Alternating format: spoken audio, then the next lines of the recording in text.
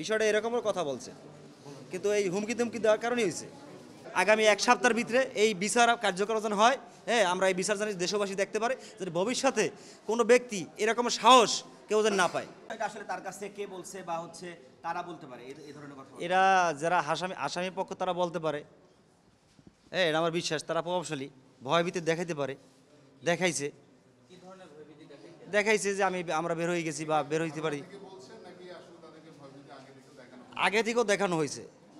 কেন আমারও একবার বলা হয়েছে যে তোমার ফুফাতো ভাইয়ের মেয়েটা এভাবে আমাদের নামে মামলা করছে, তো তোমরা এটা মিলিয়ে দিলে করো। আমরা বলতেছি যে এটা দেখা গেছে দর্শনের বিষয়, দর্শন আদালত করবে, এটা আমাদের কোনো এখতিয়ার নেই, আমরা জানিও না। মূলত কে বলছে? হ্যাঁ, এটা ওদের গ্রামের লোকজন বলছে, আমাদেরই বন্ধু বান্ধব, যে এটা মিলিয়ে দাও তোমরা। স্পেসিফিক কে, মানে হ্যাঁ, ব্যক্তিটা কি আসলে, তার সম্পর্ক? ব্যক্তিটার সম্পর্ক গ্রামের, না পরিচয় কি তার? পরিচয় গ্রামের লোক, সাধারণ পাবলিক, যে একজনের হয়ে না না না ওদের সাথে চলাচল ভালো, আমাদের সাথে চলাচল খুব কম। দেখা গেছে হঠাৎ করে আপনার চিনি, পরিচয় আছে, আপনি বললেন যে এটা দেখা গেছে ওরা গরিব মানুষ, কিছু টাকা পয়সা নিয়ে এটা মিলাই জিলাই একটা ব্যবস্থা করে দাও। আমরা বলছি যে না, আমাদের পক্ষে সম্ভব না। যারা হচ্ছে এই কথা বলছে তারা আসামি পক্ষের কেউ কিনা? আশায় গ্রামের, একই গ্রামের। আপনাদের কি কোনো ধরনের ভয়ভীতি দেখানো হয়েছে কিনা, বা আপনাদের কোনো ধরনের হুমকি দামকি দেওয়া হয়েছে কিনা? না, এটা আমি শুনছি দেওয়া হয়েছে কয়েকবার, ঠিক আছে। আমিও বলছে যে কাকা আমারে তো হুমকি দুমকি দেয়। আমি কি এটা এখন ভয়ের কোনো খবর নেই, ভয় নিয়ে মানুষ না, বসবাস যখন করে। যখন তাকে হুমকি দামকি দেয় এই ধরনের কথাবার্তা, তখন আপনারা আইন শৃঙ্খলা বাহিনীর কাছে জানাইছেন কিনা? এখন দেখা গেছে আমি দূরে থাকি, আমি থাকি ঢাকায়, ও গ্রামে, ফোনে কথা হয়েছে, ঠিক আছে। এটা মানুষের একটা সান্ত্বনামূলক তো কথা বলি আমরা। এখন আমাদের নাম দিয়েছে আসামি পক্ষের যারা, ওরা প্রভাবশালী, ওরা মুন্সি বংশ, আর ওর মামার বংশ একটু নর্মাল। তাই ওদের যাদের বংশ প্রভাব বেশি গ্রাম অঞ্চলে, তাদের একটা প্রভাব সবসময় থাকে। হ্যাঁ, তাদের একটা শক্তিশালী একটা প্রভাব আছে। হ্যাঁ, তার মামাও আমি শুনছি দুজন উকিল, এক নম্বর আসামির মামাও দুজন উকিল, আমি এই ধরনের কথা শুনছি। যেভাবেই হোক তারা বাইর করবে, জমি ক্ষেত সব বেচা লাগে, তারপর তারা বুঝে নেবে। টানা সপ্তমবারের মতো বেস্ট টিস্যু পেপার ব্র্যান্ড হিসেবে স্বীকৃতি পেয়েছে বসুন্ধরা টিস্যু। বিষয়টা এরকমের কথা বলছে, কিন্তু এই হুমকি ধুমকি দেওয়ার কারণেই হয়েছে। আচ্ছা আচ্ছা ভাই, এখন আসলে আপনারা কি ধরনের মানে হচ্ছে এখন দেখা গেছে এখানে যারা দুষ্কৃতিকারী, এদের পিছে ব্যাকগ্রাউন্ড খুব বড়।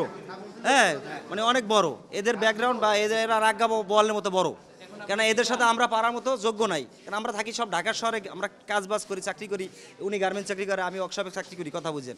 আমাদের তো গ্রামরা থাই না, আমাদের মেয়ে ছেলে আছে, আমারও দুইটা মেয়ে আছে, ওনারও দুইটা ছেলে আছে।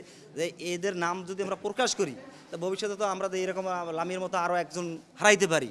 তা হারানোর দরকার নেই। আমরা আপনাদেরকে মিডিয়ার কাছে বলতে চাই, এর কঠোর শাস্তি যে সরকারই থাকুক এখন বর্তমানে রানি, হ্যাঁ, আগামী এক সপ্তাহের ভিতরে এই বিচার কার্যকর যেন হয়, হ্যাঁ, আমরা এই বিচার জানি দেশবাসী দেখতে পারে যে ভবিষ্যতে কোনো ব্যক্তি এরকম সাহস কেউ যেন না পায়।